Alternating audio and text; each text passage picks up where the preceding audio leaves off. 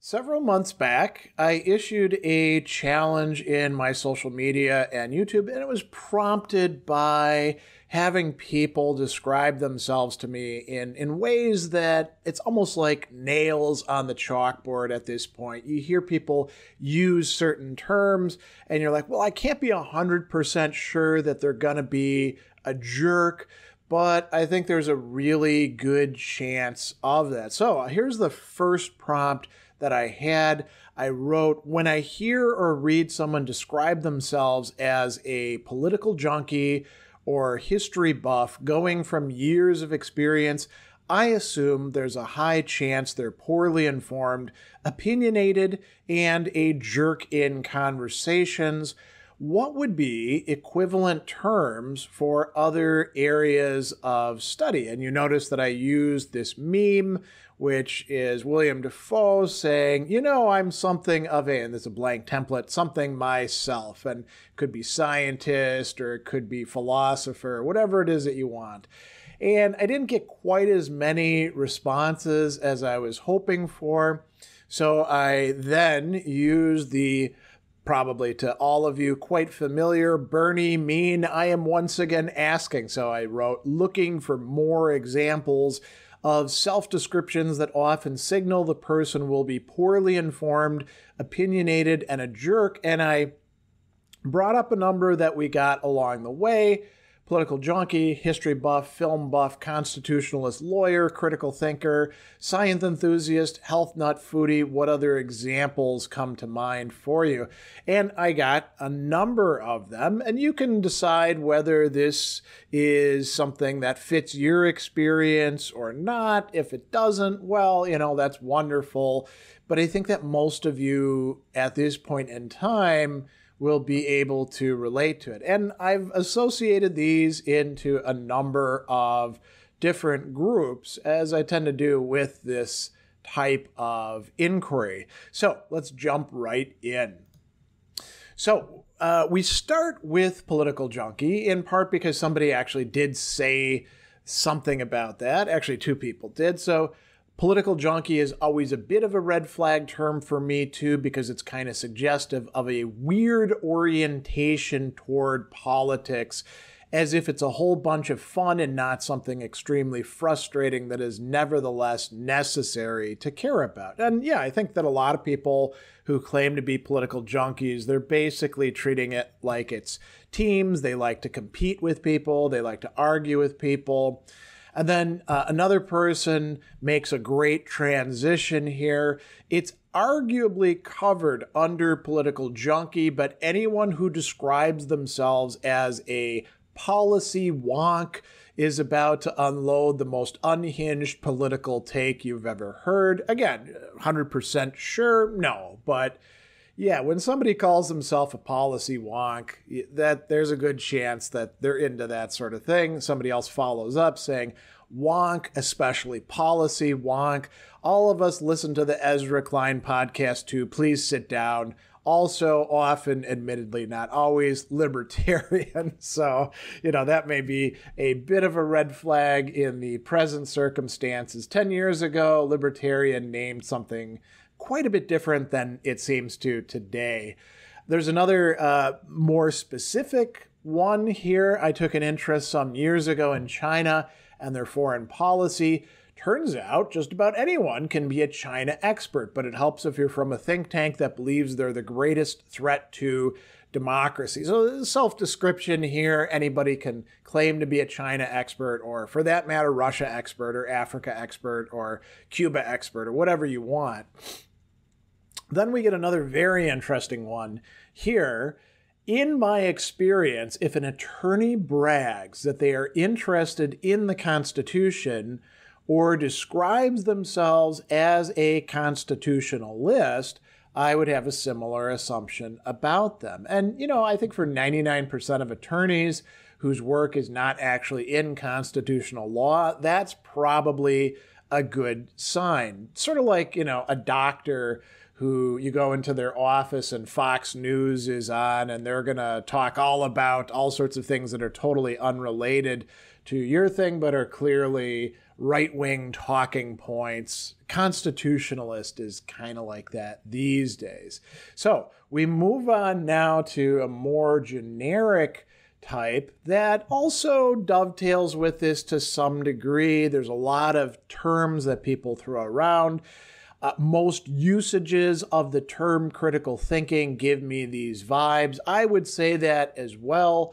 As somebody who actually taught critical thinking and wrote works on it for a living, I would wince when I heard people in academia claim that they were actually teaching critical thinking, but it's way, way worse outside of academia, where anybody can claim whatever they're doing is critical thinking and they're a critical thinker, totally disconnected from the standards of a discipline that does exist. And here's another great one, free thinker. And they put in parentheses, there's a significant overlap with critical thinker. Yeah, when somebody describes themselves as a free thinker, and this is very interesting. Nietzsche made this case in, for example, the Genealogy of Morals. Nobody who claims to be a free thinker is really a free thinker. They are usually dominated by some sort of ideology or just picking stuff at random, and you should probably distrust them. Here's another great example. Accepting in limited philosophical contexts, realist. When somebody claims to be a realist and they're claiming that other people are idealists or unrealistic or something like that, usually they've got a very, very narrow conception of what realism could mean, and it's definitely not connected to the real world that we all live in. Here's another great one from a long-term friend.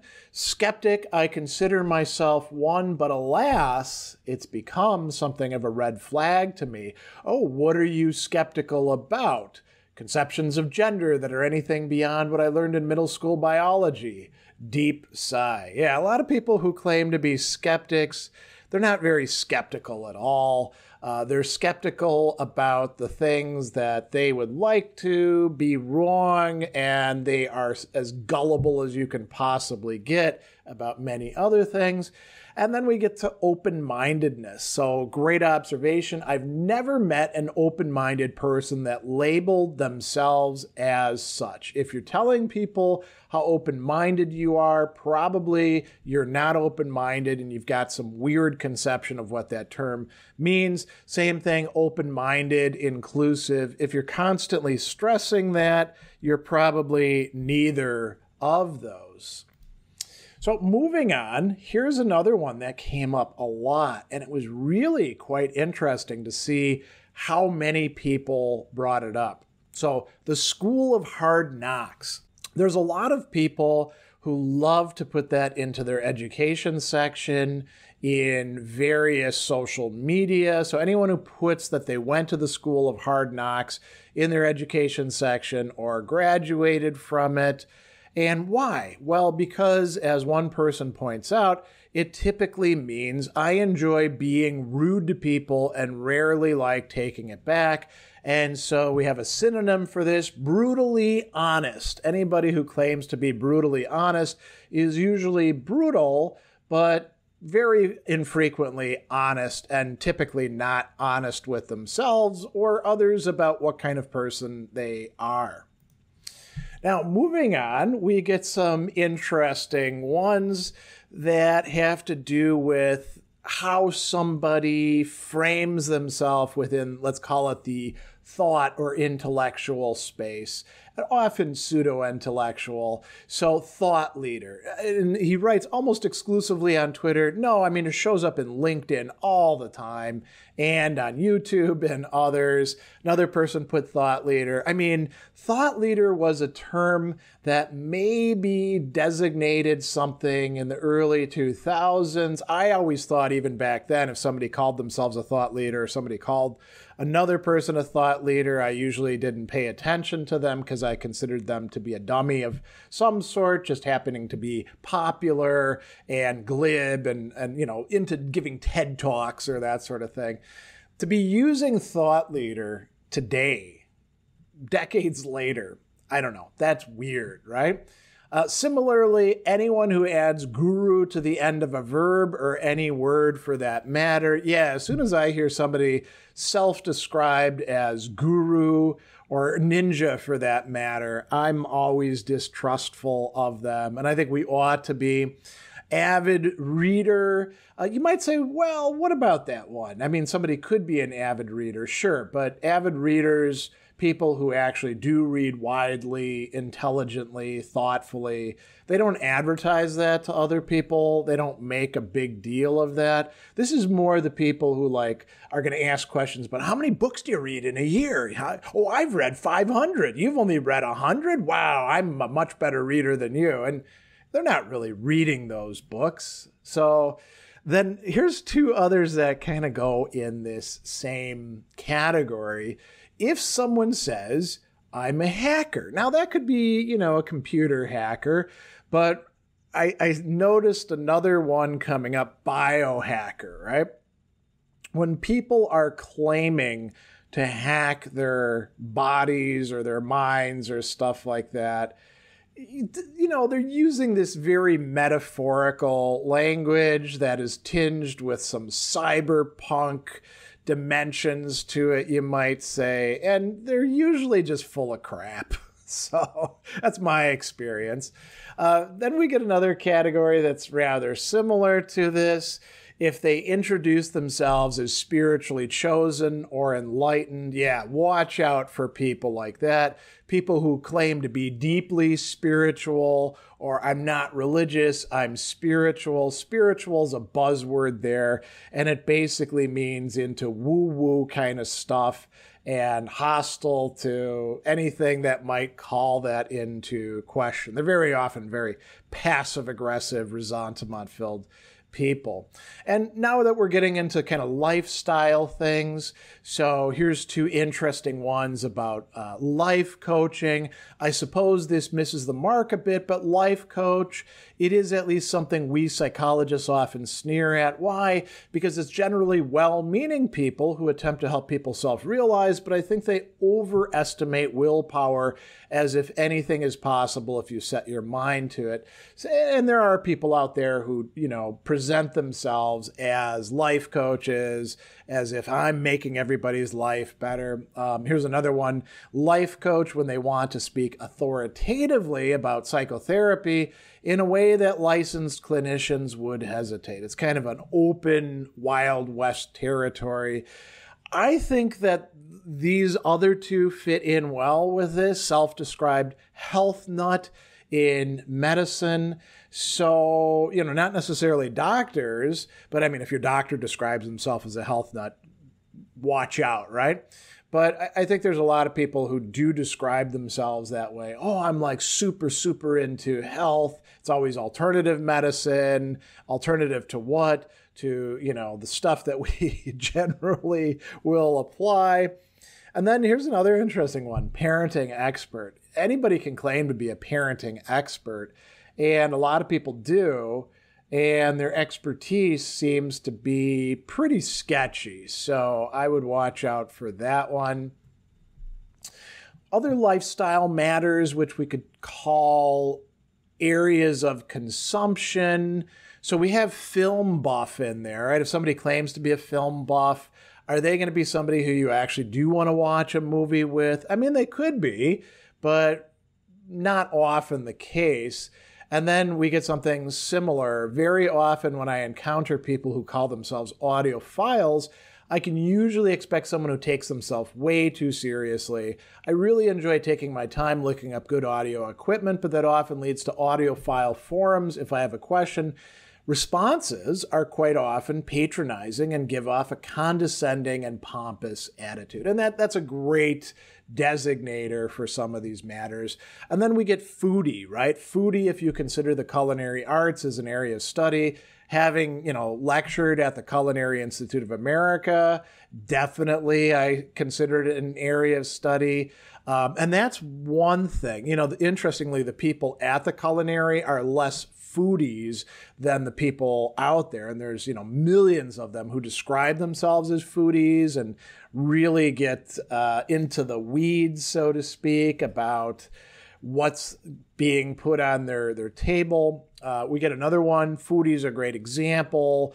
For me, armchair philosopher, fitness guru are button pushers. Now that I think about it, room stylists can be a bit suspect, but you see there's a emphasis on foodie there. And I think that if you're describing yourself as a foodie today, you're not doing it in kind of a self-deprecating or ironic way, you're probably kind of pompous, and I don't want to go and have a meal with you.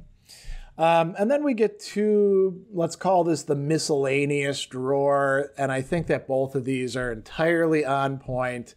Anytime they try to use anything with Greek lettering to identify themselves, I don't even know what the hell a Sigma male is supposed to be, but all the ones I've met were superficial jerks, right? So yeah, actually I would say that's the case as well. If you're telling people you're an alpha, you're not an alpha. You're, at best a beta within the arrangement that you have. If you call yourself a Sigma, you're also a beta. As a matter of fact, if you're going to buy into this, you don't even have to think about it. If you're using these Greek letters, then within that system, you're a beta.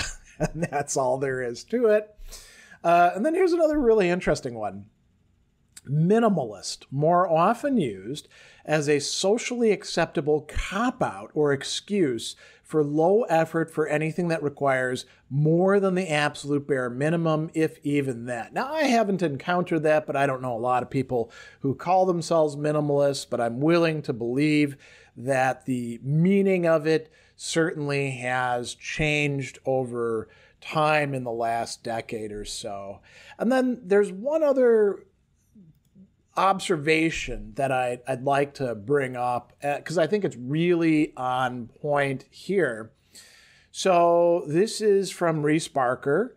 I guess the so-called junkie is in double ignorance. They don't know the topic and they don't know that they don't know. If someone is truly knowledgeable in any area, they at least know that they don't know. That is, they've grasped how little they know, which requires a base level of knowledge itself. Said humility stops them from claiming to be a junkie, and therefore the so-called junkie knows so little they haven't even grasped how much they don't know and call themselves a junkie, and so on. So they're saying it's a self-reinforcing dynamic. And we could also add they probably hang out with other people and compete with other people who similarly call themselves junkies, buffs, enthusiasts, whatever it happens to be. And that will probably reinforce that for them as well. So I think this is a very interesting set of observations and answers to the questions that I posed. Obviously, I got a lot that I wouldn't myself have thought of. And so this is where I, kind of crowdsource these matters. This is, one of these conversations that I got into a while back and finally got around to assembling all the great responses here. We'll do more of these in the future, but that is it for this one.